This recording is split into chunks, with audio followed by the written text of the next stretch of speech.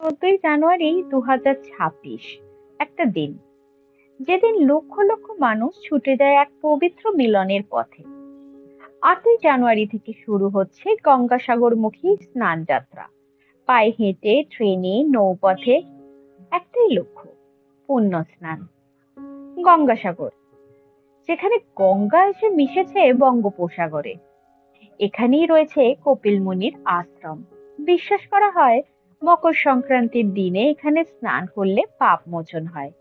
এই দিনেই মকর সংক্রান্তি, সূর্যের মকর রাশিতে প্রবেশ, উত্তরায়ণের সূচনা। ভারতের নানা প্রান্তে বিভিন্ন রূপে পালিত হয় এই উৎসব। তামিলনাড়ুতে পোঙ্গাল, গুজরাটে উত্তরায়ণ, পাঞ্জাবের লোহরি, মহারাষ্ট্রে তিলগুল, আসামে ভোগালী বিহু।